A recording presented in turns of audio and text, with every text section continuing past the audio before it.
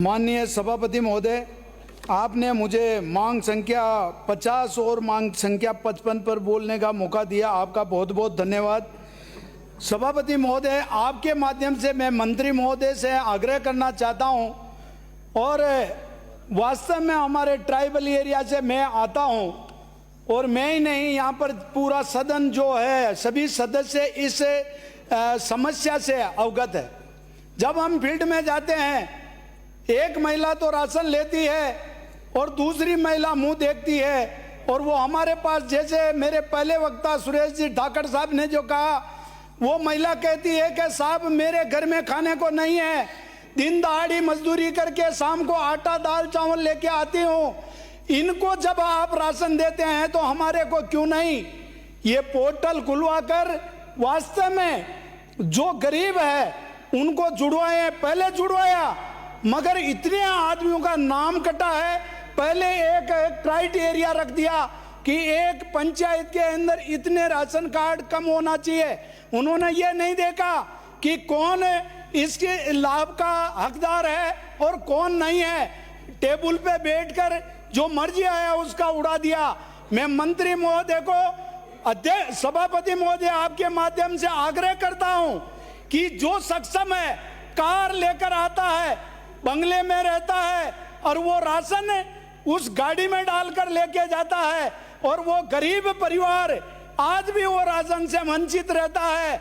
इसलिए मैं सदन से भी अवगत कराना चाहता हूं कि जो सक्षम है उनको सर्वे करवा कर हटाया जाए और गरीब है उसको दिया जाए। ऐसा मैं मंत्री महोदय से आग्रह करता हूं, पक्ष हो चाहे विपक्ष, मगर उस गरीब को राशन मिले, ऐसी मेरी सबसे प्रार्थना है। क्योंकि सक्षम तो कहीं से भी ला सकता है, मगर वो गरीब आदमी वास्तव में ट्राइबल एरिया के अंदर, चाहे वो बीज वितरण करो और चाहे राशन की वास्तव में ये सप्लाई हो, उसमें उस गरीब को मिलना चाहिए। मेरी प्रार्थना है सभी सदन, सभी विपक्ष और विपक्ष मेरी अगर इस बात से सहमत हो तो सब एक दफा टेबल बजाकर मंत्री महोदय को अवगत कराएं।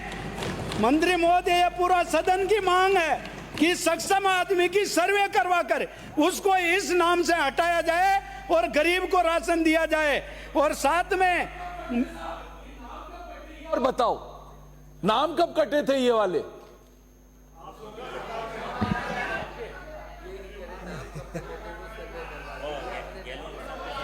वो गहलोत साहब की सरकार में।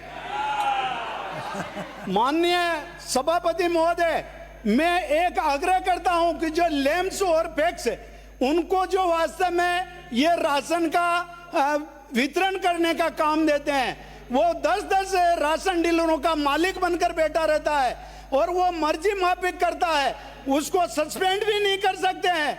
ऐसा कोई प्रावधान लाए जो वास्तव में वो अनियमितता करता है तो उसके ऊपर कोई कार्रवाई करके कम से कम जिस गांव में वो राशन दे रहा है उसको पूरे को नहीं हटाए, मगर उस गांव के अंदर तो कम से कम उसको राशन की दुकान किसी और को दे। और बरसों से इस राशन की दुकानें चल रही है, जिसका अगर पिताजी की डेथ हो गई है तो उसके बेटे को दे या दूसरे को दे, कम से कम वहां पर राशन का एक एक आदमी के पास, मतलब वैकल्पिक व्यवस्था 5-5 दुकानों को चला रहे हैं, और उनको दूसरा राशन डीलर का अलॉटमेंट करवा कर उनको भी देवे। मैं ज्यादा नहीं बोलकर, मंत्री महोदय, पूरा सदन इस बात से सहमत है कि जो सक्षम है उनको हटाए और जो इस राशन का हकदार है उसको दे। बहुत बहुत विपक्ष का और इधर सभी सदस्यगणों का आभार, और सभापति महोदय आपका, और मंत्री महोदय आपके जवाब में इस बात का जिक्र जरूर करें। बहुत बहुत धन्यवाद। भगवान राम सैनी।